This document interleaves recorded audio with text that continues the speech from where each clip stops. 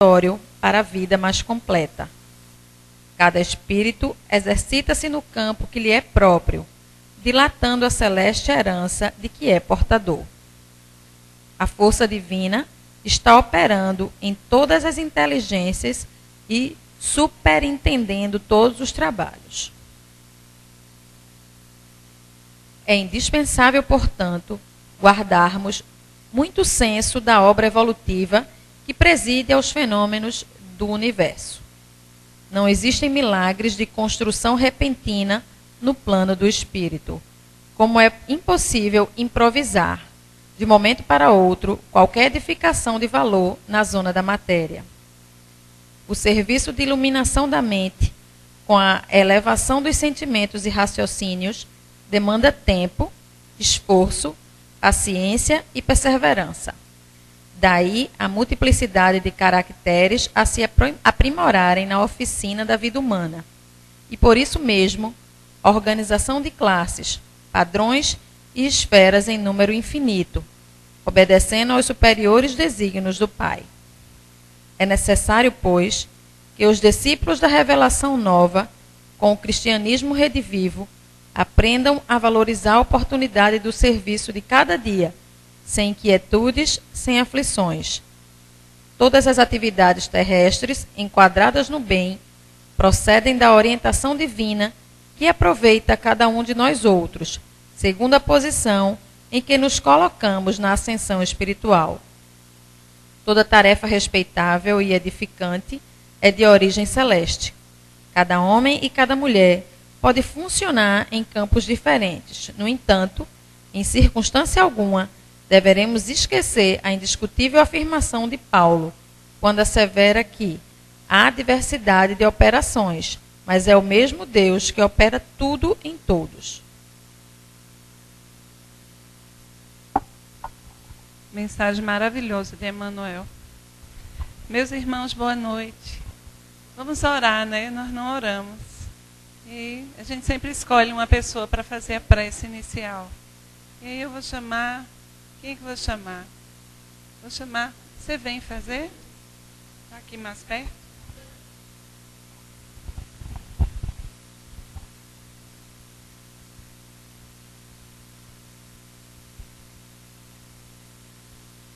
Então, Mestre Jesus, vamos agradecer-nos antecipadamente pelos ensinamentos que a nossa irmã irá nos proferir.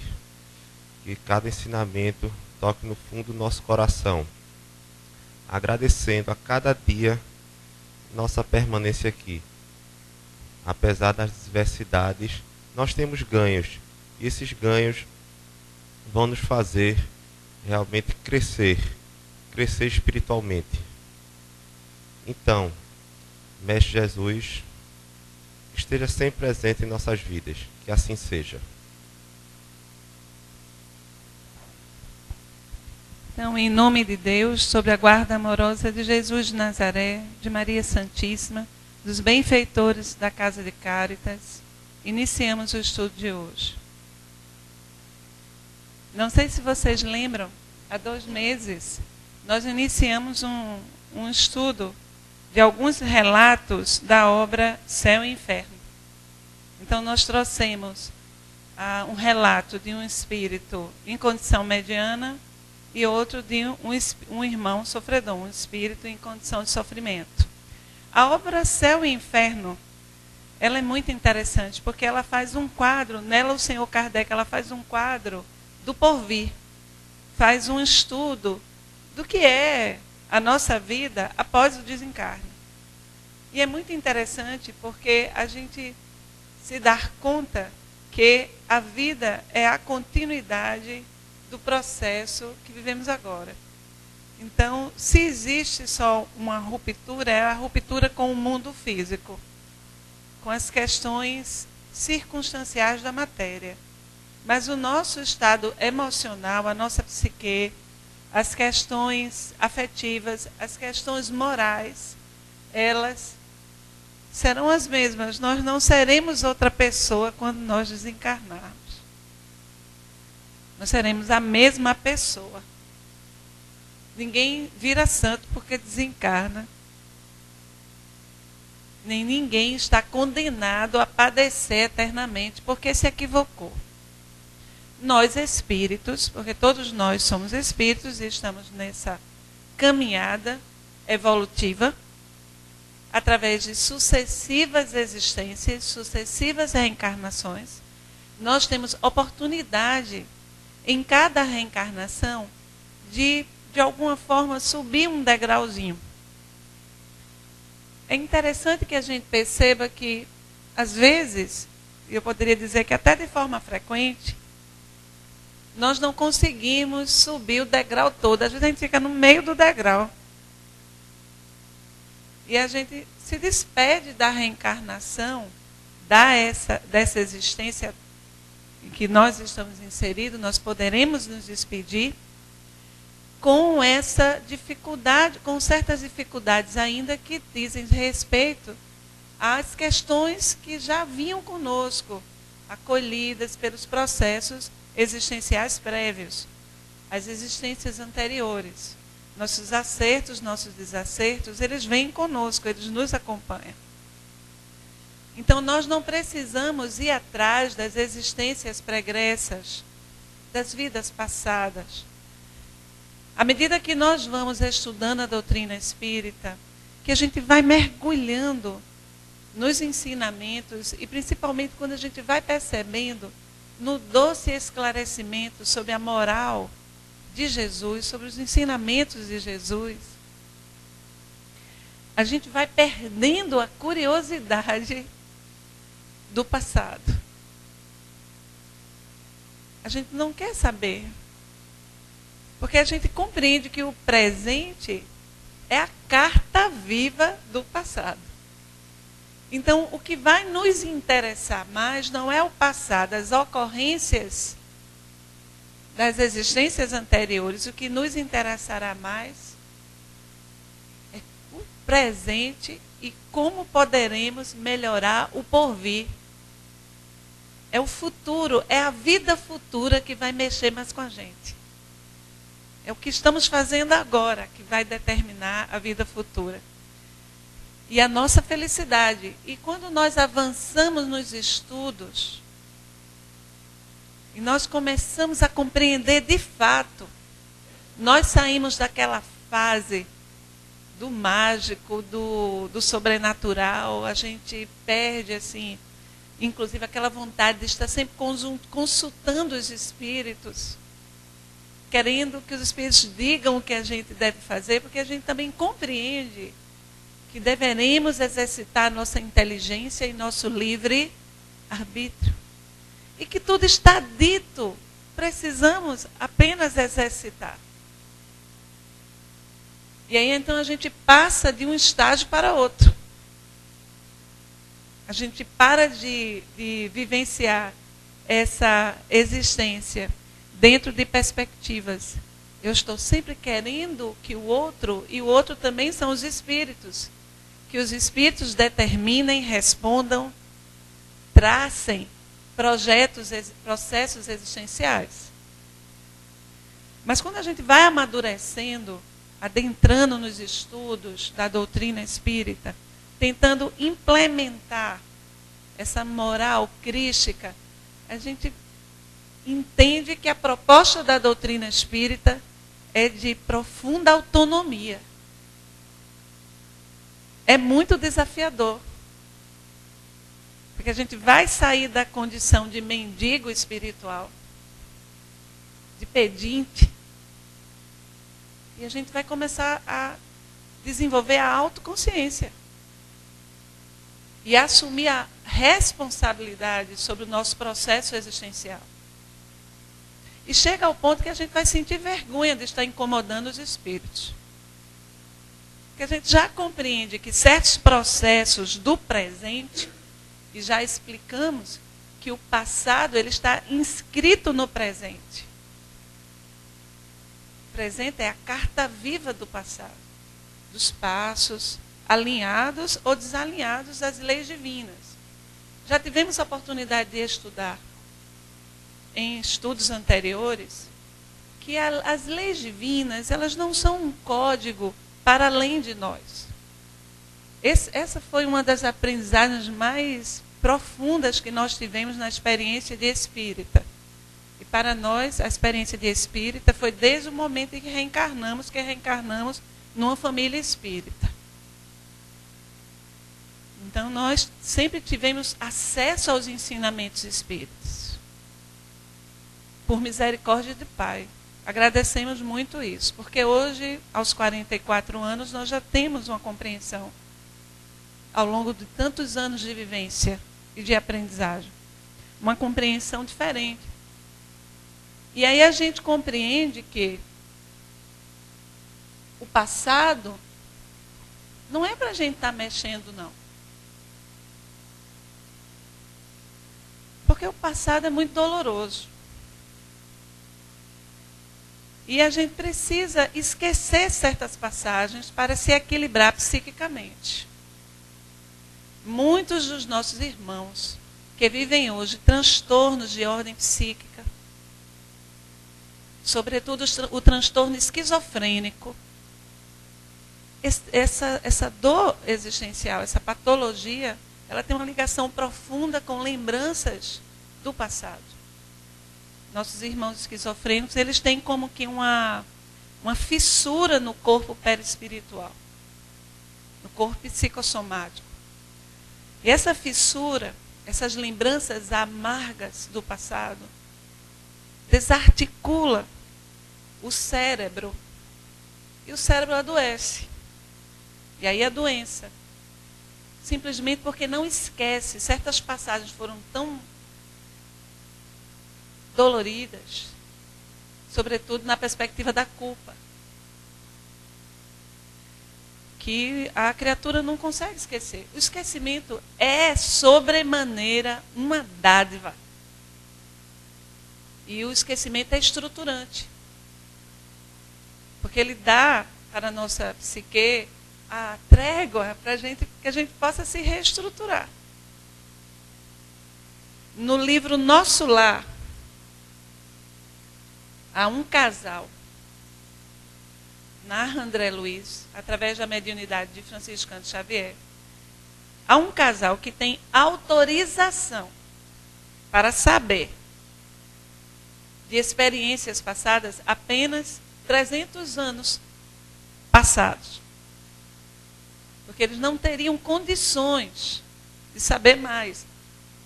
Adentrar mais fere muito.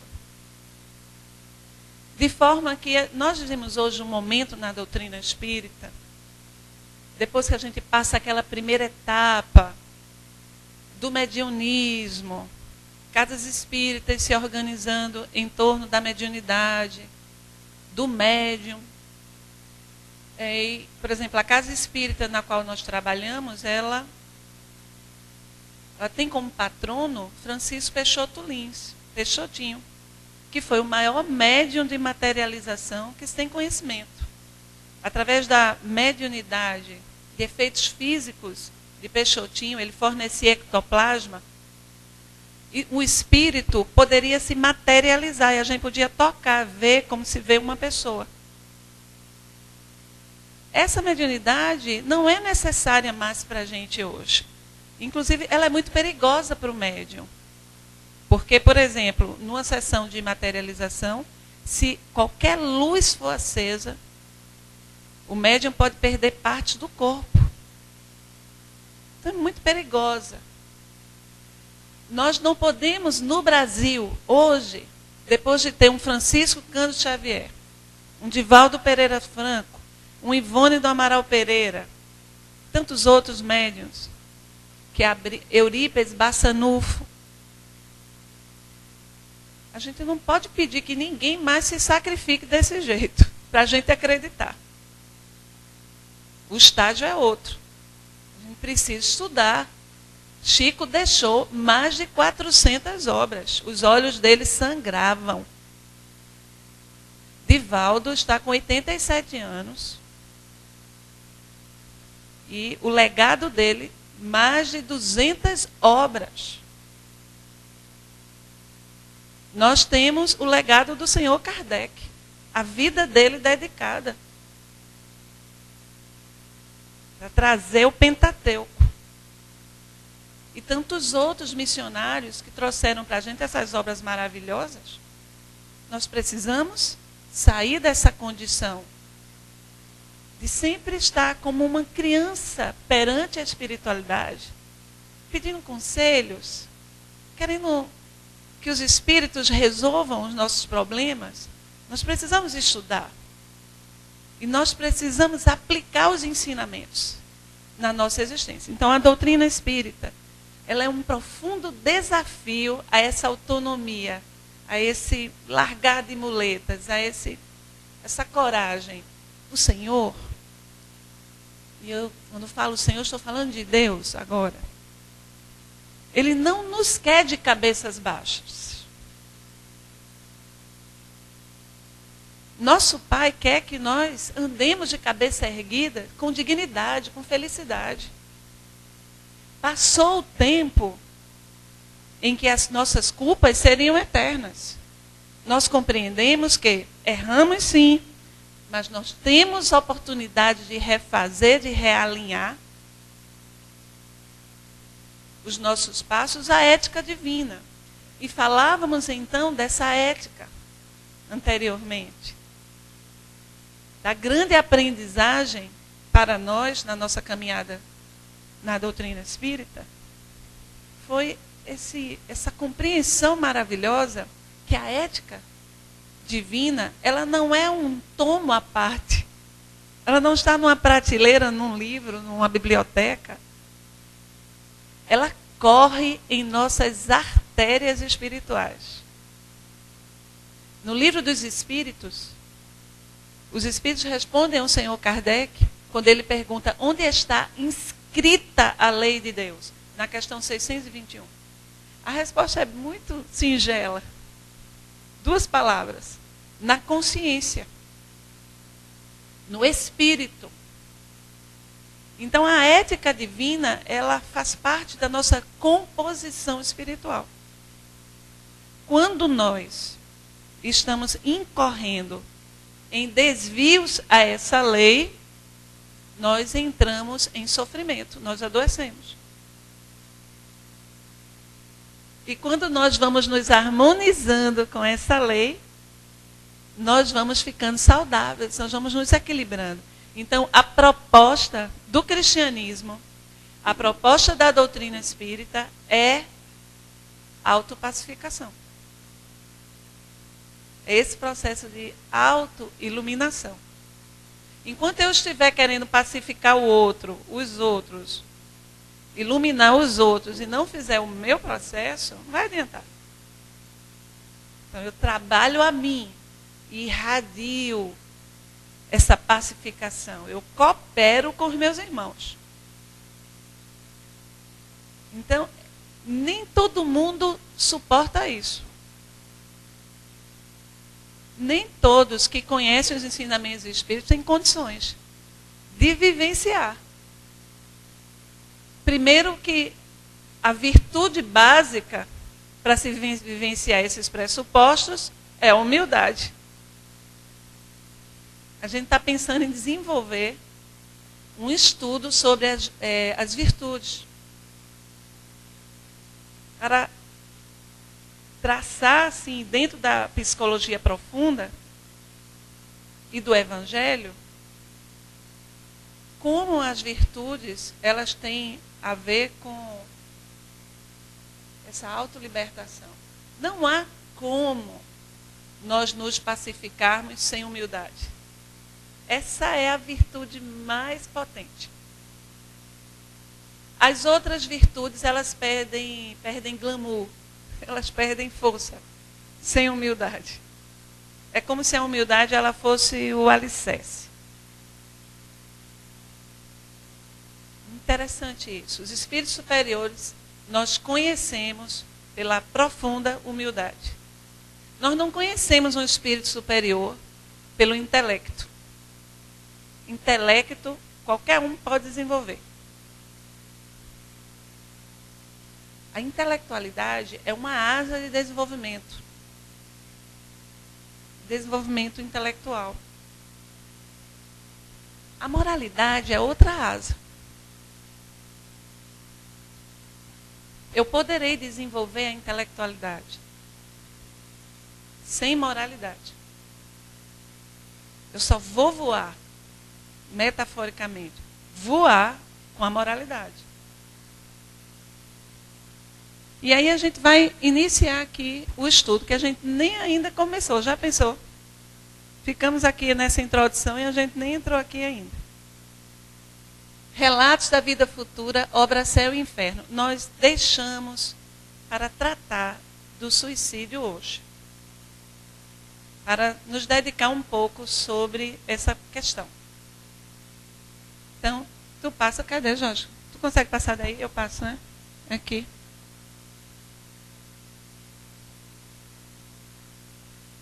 Eu tenho uma grande dificuldade com essas coisas. Ele não me obedece, ó. É?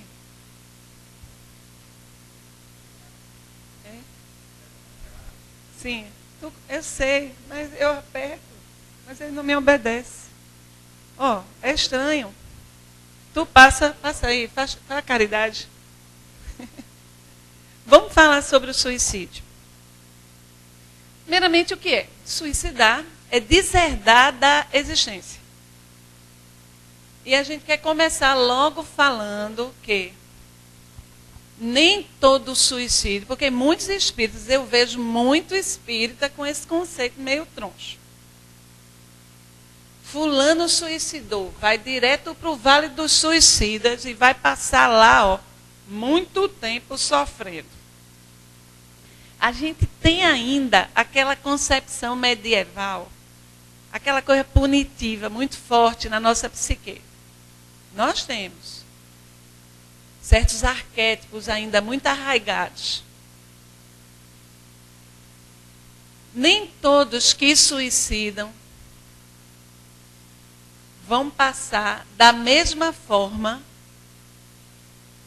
pelo processo de reequilíbrio. A gente vai dizer assim. Tá certo? Nem todos. Vai depender da condição, do contexto, da circunstância do suicídio. Então, a gente trouxe esse trecho aqui, foi escrito por Emmanuel, no livro Religião dos Espíritos. Nesse trecho, Emmanuel fala o seguinte, essa é a passagem introdutória do texto. No suicídio intencional, quer dizer, a pessoa deliberou, planejou, decidiu, certo? Sem as atenuantes da moléstia ou da ignorância, há que considerar não somente o problema da infração ante as leis divinas, mas também o ato de violência que a criatura comete contra si mesma, através da premeditação mais profunda, com um remorso mais amplo. Então, Emmanuel diz, no suicídio intencional, sem as atenuantes da moléstia ou da ignorância. Se na lei humana nós temos atenuantes, nós temos excludentes de ilicitude, né, doutora Judite? Se nós que somos seres humanos somos ainda tão pequeninos, nós olhamos para a criatura que cometeu um delito e aplicamos atenuantes, excludentes de ilicitude. A gente tem toda uma garantia para que a mão pesada do Estado não oprima o indivíduo como oprimiu antes. Imagine Deus, as leis divinas. Então, se uma criatura suicidou devido a uma moléstia psíquica, por exemplo, um estado de depressão, estava muito doente, sem tratamento, sem medicar, sem psicoterapia, sem buscar outras alternativas de tratamento, há de se considerar o quadro patológico. A pessoa não vai ser jogada num processo de sofrimento eterno e pagar, não. Não é assim, não. Deus é amor. E responsabilidade. E a responsabilidade é medida conforme a situação. Então, a pessoa que já vem num processo depressivo, que já vem vivenciando um grau profundo dessa patologia, ela já está no inferno. Você leva a pessoa para um jardim, ela não percebe as flores. Você leva a pessoa para ver o mar, ela não dá conta da bênção que é estar na beira da praia. Não tem condições. Então, ela vai estar psiquicamente, ao desencarnar, onde ela já estava do ponto de vista emocional. E o próprio Vale dos Suicidas não é um inferno, um lugar deserdado, não. O Vale dos Suicidas é um local protegido da espiritualidade. Agora, nós vimos naquele filme que retrata a obra Nosso Lar, porque realmente André Luiz descreve o Vale dos Suicidas, porque lá ele esteve na condição de suicídio inconsciente. Aquelas emanações trevosas são irradiações psíquicas. É a condensação dos pensamentos de todos que estão ali atormentados. Então, se todo mundo está atormentado, e pensamento é matéria, e pensamento realiza, como pode ser um lugar bonito?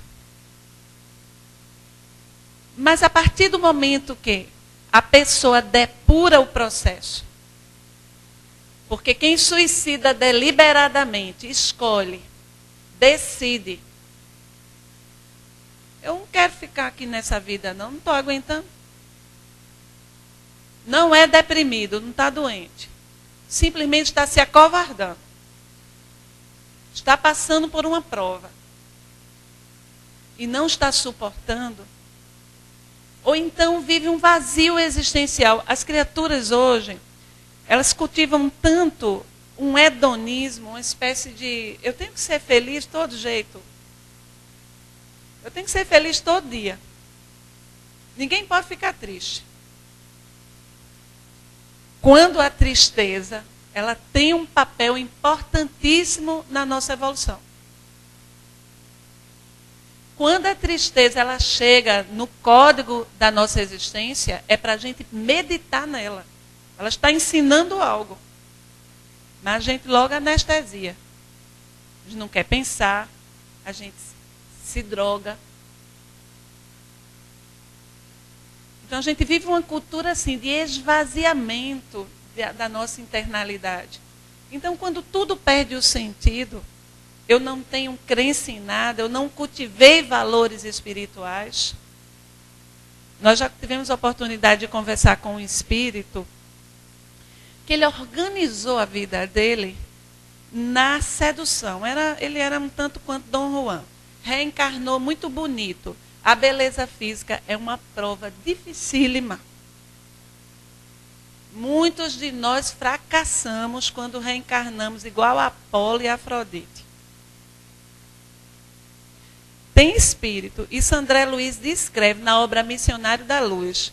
Tem uma passagem que um espírito, é uma moça, no departamento da reencarnação, ela olha o projeto do corpo que ela vai... Projeta o plano do corpo que ela vai usar. Ela faz, esse nariz está muito bonito. Vamos mudar aqui esse nariz, que eu não quero esse nariz, não. É muito complicado se você não sabe lidar com a vaidade, com as facilidades dessa ilusão. Então, a grande dificuldade dele era que ele nasceu assim realmente muito bonito, muito sedutor. E ele não soube equilibrar as forças genésicas. A sexualidade é uma potência nossa. Nós devemos viver sem castração, pelo amor de Deus, já passou a Idade Média, viu? É saudável e equilibrante. Porém, com equilíbrio. Procurando conduzir a sexualidade na perspectiva do afeto, da responsabilidade, da amorosidade. Nosso irmão não fez isso. Então, ele desenvolveu uma espécie assim de felicidade no processo de sedução. Enquanto ele tinha assim alguém para seduzir e viver aquele momento da sedução, ele estava feliz. Aí ele conquistava, começava um relacionamento, depois deixava. E ele deixou esse rastro. Mas as forças físicas, um dia elas o quê? Um dia o relógio biológico bate.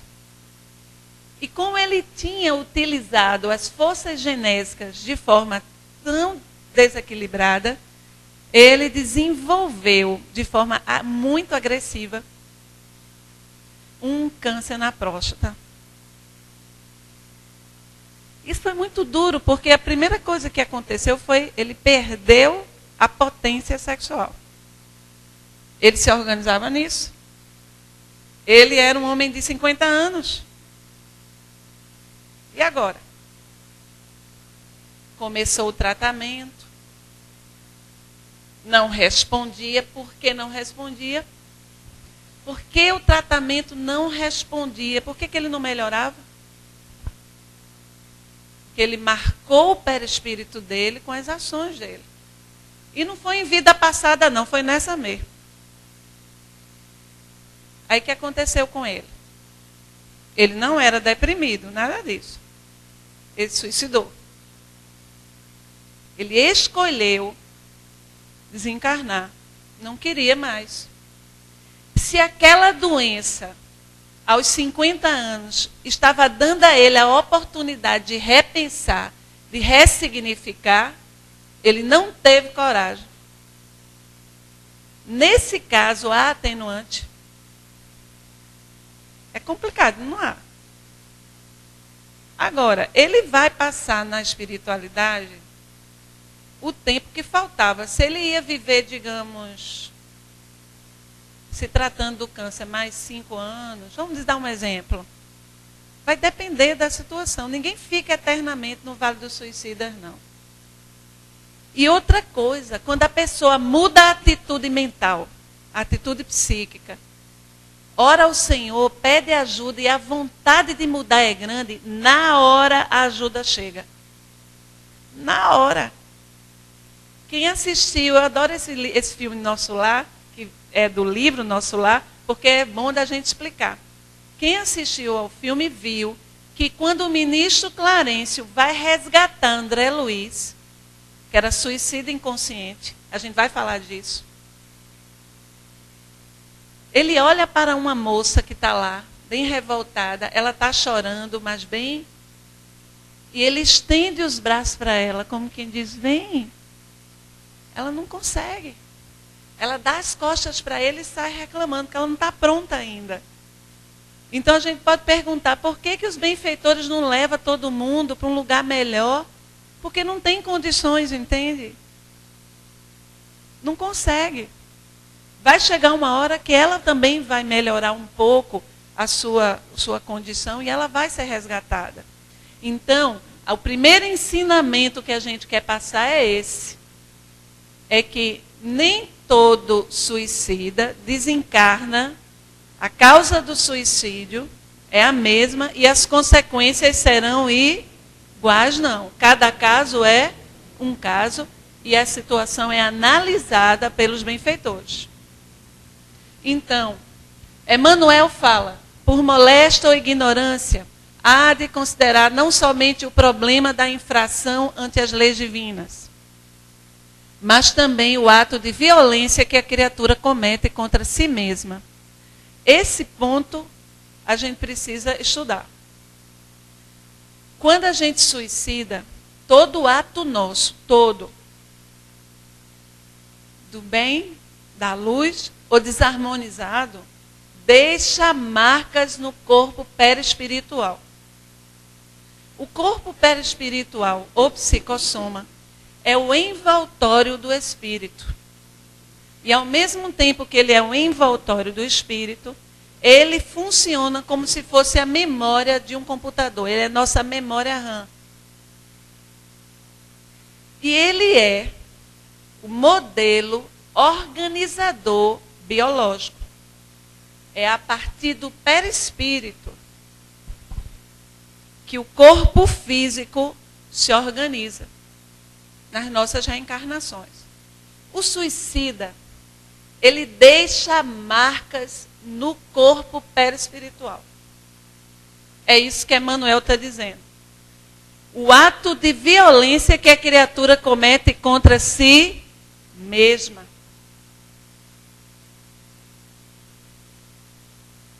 Não é castigo. Deus não castiga ninguém, não. É lei de causa e efeito. Então, por exemplo, Joana de Ângeles explica, num artigo maravilhoso, que não deu tempo de eu colocar, que as pessoas que, antigamente, essa modalidade de suicídio era muito frequente. No Velho Mundo, as pessoas dizem, quem leu Ana Karenina aqui? Leon Tolstói. Uma obra soberba. Ela suicida. Ela se joga diante de um trem. Eu já disse o livro, né? Vocês nem vão ler mais. Mas eu tinha que dar o exemplo. Então, Ana Karenina, suicida, nessa modalidade. Você imagine a desarticulação no perispírito. As marcas. Então, que no caso dela foi deliberado, ela escolheu, sem atenuante. Existe uma doença que acomete meninos, chamada síndrome de Duchenne. Joana de Ângeles fala que essa é uma das doenças que tem a ver com esse tipo de ato. A pessoa reencarna e aquelas marcas que ficaram no perispírito. Agora vê como é lindo, como é bonito. As marcas são drenadas pelo corpo físico. Não é punição, não, é reestruturação. É cura. Está se curando. Aí você olha, Joana de Ângeles também explica num artigo chamado Anencefalia, que ela escreveu 2 dias depois, em que estava vendo aquela discussão da aprovação do aborto do anencéfalo. Ela explica que as pessoas que dão tiro na cabeça desarticulam de tal forma o corpo perispiritual que precisam reencarnar, passar 9 meses ali no ventre da mãe. É anencéfalo. Mas aqueles 9 meses estão reestruturando, estão drenando a marca no perispírito. Depois desses 9 meses, o espírito sai, porque ele está ali, o espírito, no momento da concepção, ele se liga ao corpo que está se formando. E esse acoplamento só vai se completar no momento quando já está perto de nascer. Nisso as nossas leis são bem interessantes, né? A gente nasceu com vida, né? Mas o espírito está ligado ali e ele está comandando o processo. O espírito ele não se acopla no momento da concepção. Ele se conecta ao corpinho que está se formando. E o perispírito dele vai se diminuindo. Até que haja o acoplamento.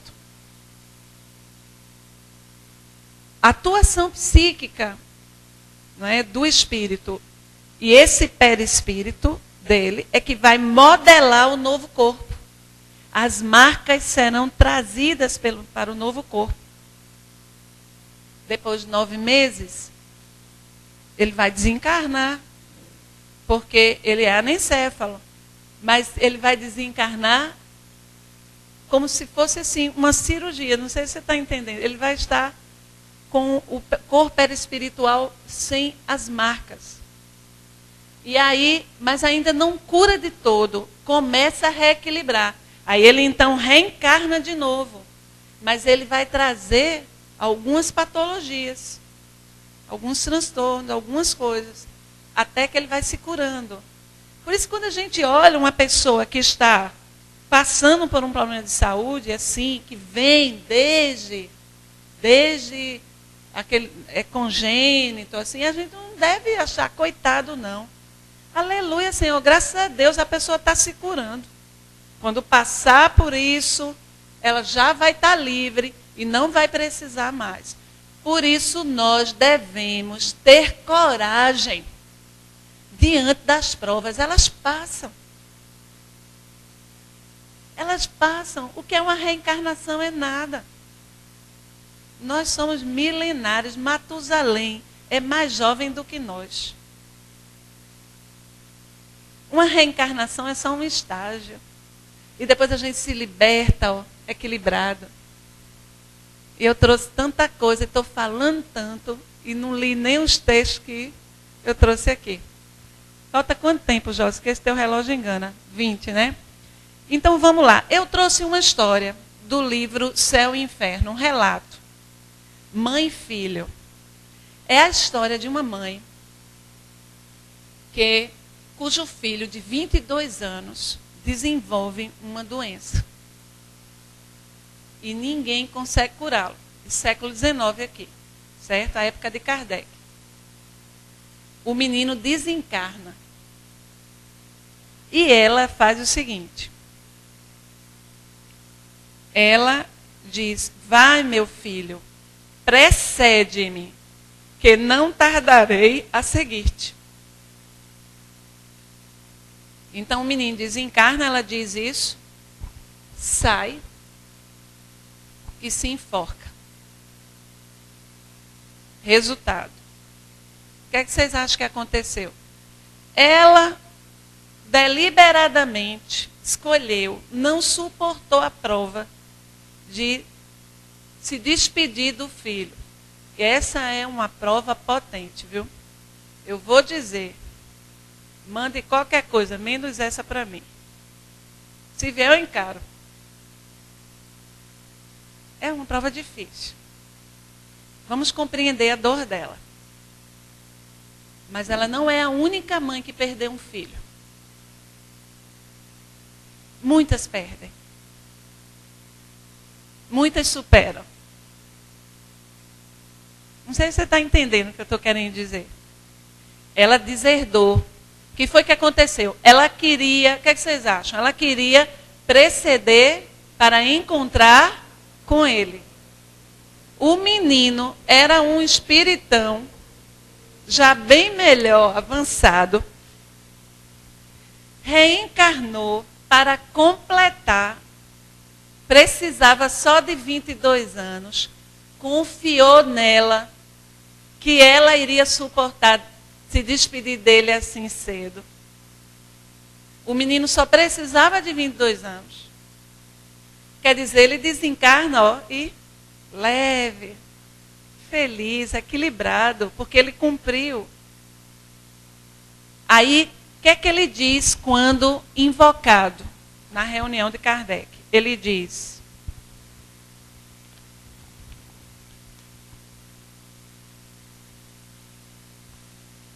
Kardec pergunta a ele: sabeis do suicídio de vossa mãe, em consequência do desespero que lhe causou a vossa perda? Ele diz: sim. E sem o pesar causado por essa fatal resolução da parte dela, julgar-me-ia completamente feliz. Quer dizer, nem só ela se separou do filho por muito tempo por causa desse ato, como ela, um infeliz, citou. E é complicado. Aí ele diz assim: pobre e excelente mãe, não pôde suportar a prova dessa separação momentânea e tomou para se unir ao filho o caminho que dele mais deveria afastá-la. E por quanto tempo? Isso é o filho que está dizendo. Assim retardou indefinidamente uma reunião que tão pronta teria sido se sua alma se conformasse submissa às vontades do Senhor. Se fosse resignada, humilde, arrependida diante da provação que se lhe impunha, da expiação que deveria purificá-la. Orai por ela, orai, ele pede. Essa foi a situação dela. Ele feliz, ele realizado, porque ele cumpriu o que ele deveria cumprir. E ela nessa condição, porque deliberadamente escolheu deserdar. A nossa reencarnação, os nossos processos existenciais, nós passaremos por alguns momentos muito dolorosos. Talvez aqui uns já tenham até passado. É natural. Esses processos nos quais nós nos sentimos como que numa onda muito alta.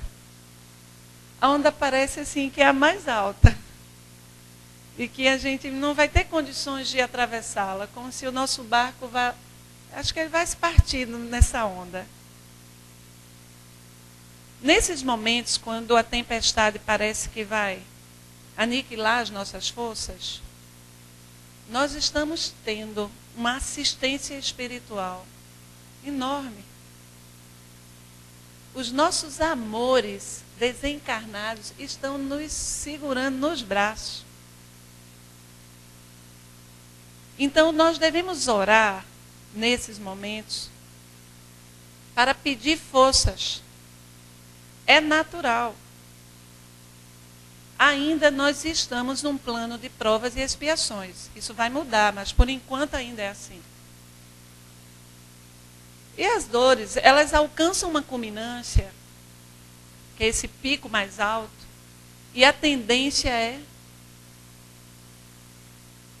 passa. E repare o quão diferente nós ficamos depois dessa coragem.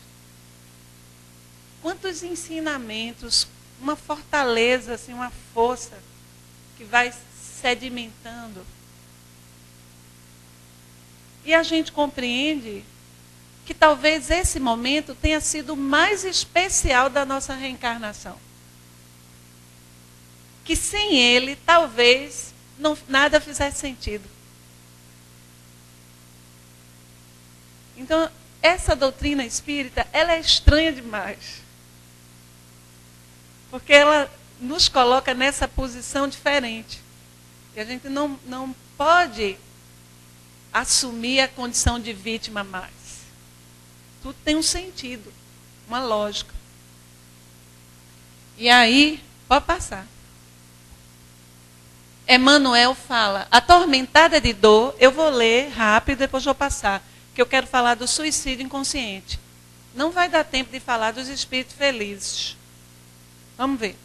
Atormentada de dor, a consciência desperta no nível de sombra a que se precipitou, suportando compulsoriamente as companhias que elegeu para si, própria pelo tempo indispensável, aí Emmanuel fala, pelo tempo indispensável à justa renovação.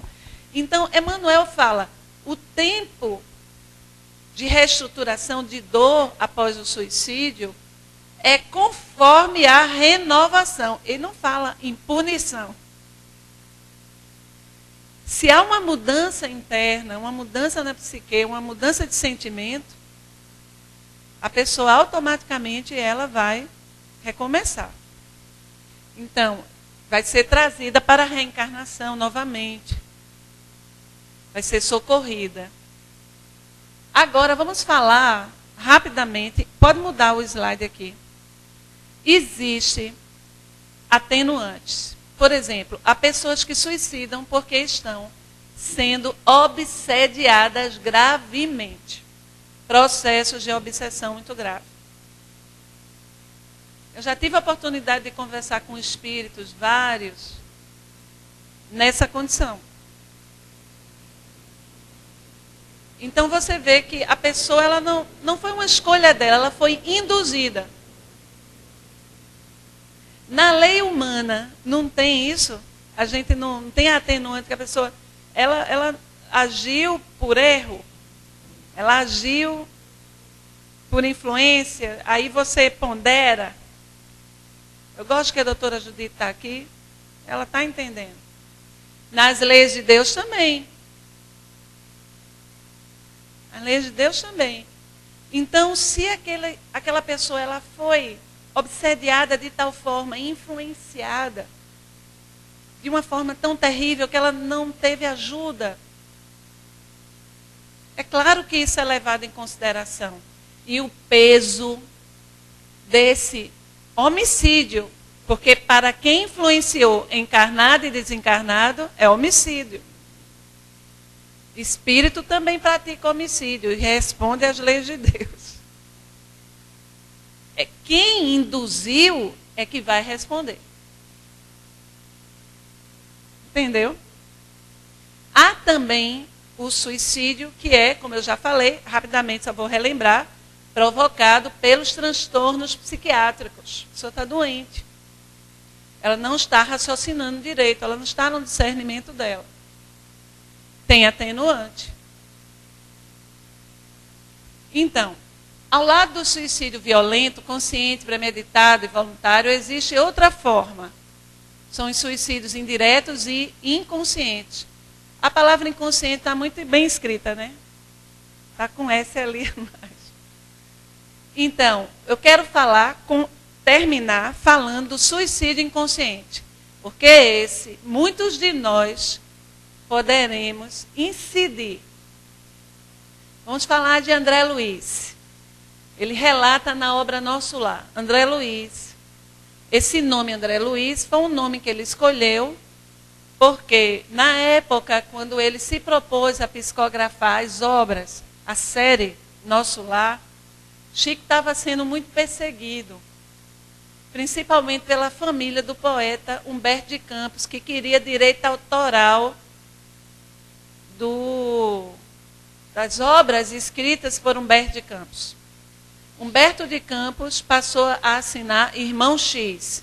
Então, quando vocês virem as obras, Irmão X é o grande escritor da literatura brasileira, Humberto de Campos.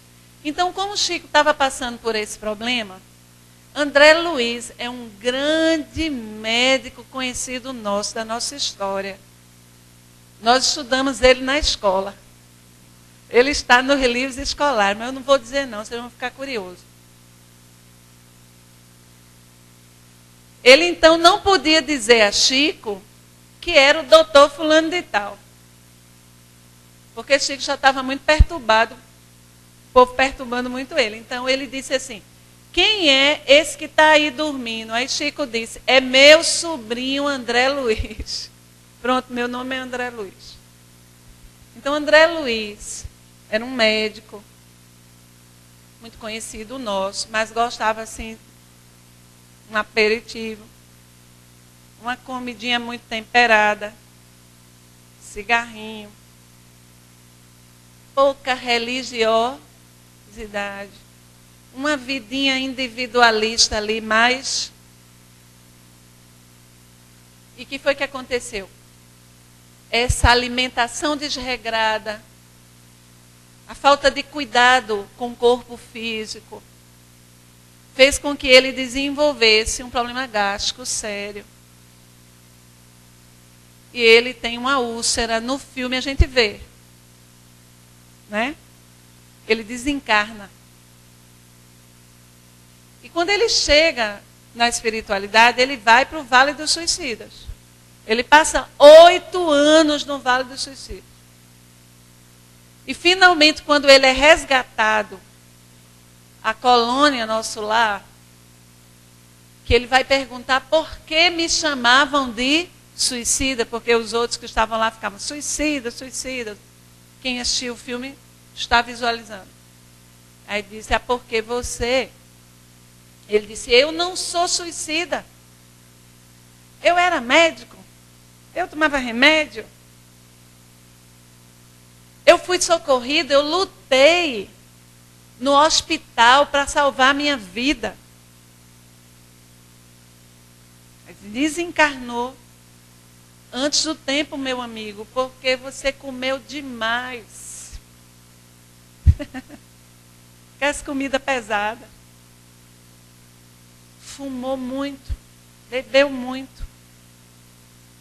Desarticulou o corpo físico. Criou doenças desnecessárias. Suicídio inconsciente. Agora, não é para todo mundo aqui ficar sem querer comer um cozido, uma feijoada por causa disso, não. Porque foi o exagero.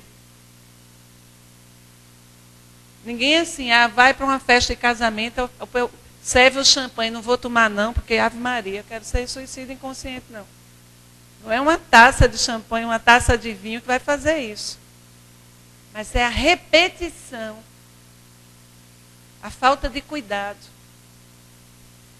Então, cuidar do corpo físico, ele é um patrimônio, seja como for. Honrá-lo, abençoá-lo. Cuidar dele. 30 milhões de espíritos, neste momento, diz Dr. Bezerra de Menezes, toda palestra eu digo, é um mantra, para ninguém reclamar da vida aqui mais. Estão pedindo a chance da reencarnação. 30 milhões. Nós não podemos reclamar. A gente tem que aproveitar. E o corpo é abençoado. Vamos cuidar dele. Para passarmos o tempo necessário. Quando chegar a hora, o Senhor vai dizer, venha meu filho. Tá bom. Se despeça. Você usou o corpo, você gastou o patrimônio. Usou no trabalho, na coragem, no amor, no enfrentamento. Aí você olha para o seu corpo assim e diz, obrigada. Como Chico. Eu tenho certeza que Chico olhou para o corpo dele e agradeceu. Porque ele usou todinho. Gastou até a última energia. Peixotinho, que é o benfeitor da casa que eu trabalho, 3 horas antes de desencarnar, bateu uma mulher com uma criança doente na casa dele. Baby, a esposa dele disse, olha, ele está tão doente. Ele o viu. Aí a mulher disse, mas meu filho está muito doente. Mãe desesperada. E aí ele o viu. Aí ele disse, baby, eu vou passar um remédio. Porque ele psicografava. E Dr. Bezerra receitou, o espírito Dr. Bezerra receitou uma medicação homeopática. Hoje isso não se faz mais. Porque os médicos homeopatas já estão aí trabalhando. E hoje já tem médico por toda parte. Mas não se faz mais no Brasil. Antigamente, muita gente se curava com essas receitas dos médiuns. Peixotinho receitou muito. 3 horas antes ele receitou. Quer dizer, usou a faculdade dele, mediúnica, até o final. Então o corpo é isso, é um instrumento. A gente tem que usar. Para o bem, para o amor, para reconstruir, para refazer. E quando Deus chamar, a gente faz obrigada. Obrigada. Me serviu. Me foi útil. Sem apego. Porque é muito triste se apegar. A gente vê a condição dos espíritos apegados, que eles ficam junto dos despojos. Vendo a decomposição. Por causa do materialismo. Outra condição de suicídio inconsciente, falta 5 minutos, a gente vai tentar falar, é o descuido com a saúde física. O indivíduo acha que está tudo bem, não tem tempo para ir no médico, não tem tempo para se tratar. Já existe na medicina da terra tratamento para o mal dele. Ah, mas isso aqui eu fico tomando, eu mesmo me medico. Ele mesmo passa o remédio para ele, porque ele ouviu falar. Agora tem um médico maravilhoso chamado Google. A pessoa coloca os sintomas, descobre o que tem, e aí pesquisa ele mesmo no Google, ele mesmo se medica. Muita gente fazendo isso. Pois nós queremos alertar que o indivíduo, olha aqui, que sente que não está bem, porém não encontra tempo para ir ao médico, tem preguiça de se tratar, e a gente coloca aqui, ou pergunta ao Google, ou acha que pode se curar sozinho. A moléstia avança, o remédio existia, era um remédio simples, um tratamento simples, mas alcançou um grau. Desencarna 10 anos antes, ó. Aí vai chegar lá em cima. Mas eu não sou suicida, não. Olha, eu não queria morrer. Eu só estava trabalhando, eu tinha muito trabalho, minhas contas para pagar, mas olha, você ia desencarnar 15 anos, tinha 15 anos na Terra ainda. Você só precisava ir ao médico. Ele ia passar um remédio, você ia tomar, você ia ficar bom. Você não foi. Você foi inconsequente com o patrimônio. Outra modalidade, não sei se eu coloquei aí, é o ódio. Os sentimentos devastadores, o ódio, o rancor. O ódio é um sentimento que desarticula o perispírito, os centros de força, os chakras. Promove doenças gravíssimas no corpo físico. Por isso que perdoar é terapêutico, perdoar é libertador.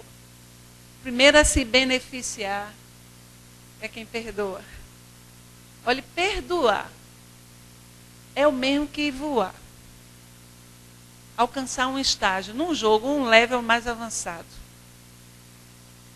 Não perdoar é ficar preso, é ficar aprisionado na circunstância dolorosa. É adoecer. É adoecer o corpo físico atual e o próximo corpo, que o ódio adoece. Se alguém nos fez mal, para concluir, nós devemos, porque somos humanos, sentir. É perfeitamente humano chorar. Nós não somos Gandhi ainda. Mahatma Gandhi, quando alguém o feria, não feria. Não chegava nem a ferir. Porque ele não acolhia a agressão. Não sei se está compreendendo. Nós ainda somos pequeninos, então a agressão, ela provoca um impacto, inclusive, no nosso corpo físico. Um maltrato psicológico, uma calúnia. Eu estou falando, não é nem de agressão física mesmo, é quando a gente sofre um impacto desse, a gente sente. É humano. É humano chorar.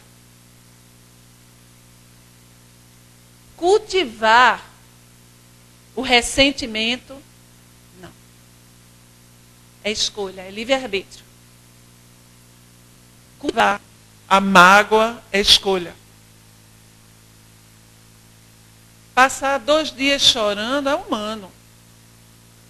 Não conseguir substituir o pensamento magoado por uma semana e ainda ficar repassando é humano, é natural.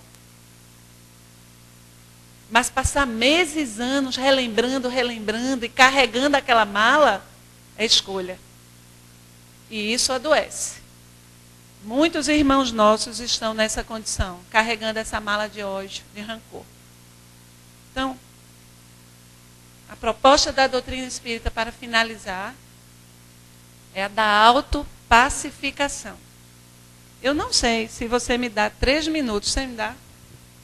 Para terminar falando de coisa boa. Muito boa. Eu trouxe um relato de um espírito, na obra Céu e Inferno, um espírito feliz. Esse espírito, ele foi médico homeopata. O doutor Demer, amigo de Kardec. Era aquele médico que ia nas casas dos pobres, que atendia a qualquer hora. Se a pessoa podia pagar, ele recebia. Se não podia, ele também não deixava de atender. Conheceu a doutrina espírita através de Kardec. E para ele foi como se um véu tivesse se levantado. O doutor Demer desencarna. E eu vou concluir a palestra com um relato desse espírito feliz. Ele diz: aqui estou, ainda vivo, assumi o compromisso de manifestar-me desde que me fosse possível. Ele prometeu a Kardec que assim que ele tivesse condição, ele ia se manifestar. Ele ia falar. Apertando a mão do meu caro mestre e amigo Allan Kardec. A morte emprestar à minha alma esse pesado sono, a que se chama letargia. Ele diz que entrou em estado de letargia. Porém, o meu pensamento velava. Ele entrou num processo letárgico, mas não perdeu a consciência. Porque já um espírito em condições melhores. Sacudiu o torpor funesto da perturbação consequente à morte. E levantei-me. E de um salto fiz a viagem. Como sou feliz. Não sou mais aquele velho enfermo. Porque ele viveu muito e ele passou muito tempo doente. Não sou mais aquele velho enfermo. O corpo, esse era apenas um disfarce, ele diz. Era apenas meu disfarce. Jovem e belo, dessa beleza eternamente juvenil dos espíritos, cujos cabelos não encanecem sob a ação do tempo. Ele diz que estava agora jovem. Ágil como o pássaro que cruza célere os horizontes do vosso céu nebuloso, admiro, contemplo, bendigo, amo e curvo-me, átomo que sou, ante a grandeza e sabedoria do Criador, sintetizadas nas maravilhas que me cercam. Feliz, feliz na glória. Ó, quem poderá traduzir a esplêndida beleza da mansão dos eleitos? Os céus, os mundos, os sóis, o seu concurso na harmonia do universo. Pois bem, eu ensaiarei fazê-lo. Ó meu amigo Kardec, vou estudar, ele diz, vou estudar e virei trazer-vos o resultado dos meus trabalhos de espírito e que de antemão, como homenagem, eu vos dedico. Até breve, Demer. Então, esse é um relato de um espírito feliz. Alguém que viveu dentro das leis divinas. Nós vamos chegar lá. Muita paz, que as bênçãos do alto possam desenvolver. Estou escutando para eu mesma fazer.